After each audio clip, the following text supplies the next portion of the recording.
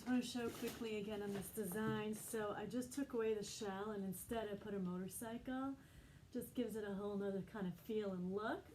And also to each of the designs I add a selenite stick with our charmed messages on a string. So both, the whole purpose is the messages are love, believe, and hope. So love, believe, and hope in yourself and everybody else. And the selenite stick is really good to just relax and calm and, you know, bring in some good vibes. And therefore, I put that in every single design. And it's up to you whether or not you'd like to take it out of the design or leave it adorning the design. I like it with that motorcycle. Now, I could have also just removed the motorcycle. That was instead of the shell, and put in my yellow electric car. Just sort of fun. That just gives it another kind of fun element. And it goes nicely with the yellow succulents, the yellow cacti.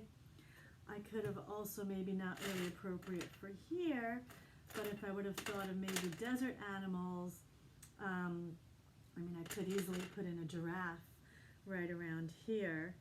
Oops. And then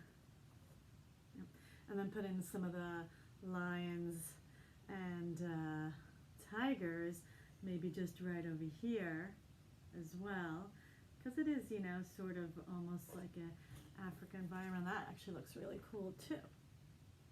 And now we have like a wildlife series. So there's lots of different things you can create. Now for this, I would water these succulents very little. I already watered them before I put it in. I also already watered the sand and the soil that I put in here as well, so it was already damp. So I don't need to do anything right now. And once I'm going to water that, I'm going to water with just probably about a half a cup, just on the succulents and on the cacti, just around them. Doesn't matter if the sand's going to get wet, which it will, it'll dry.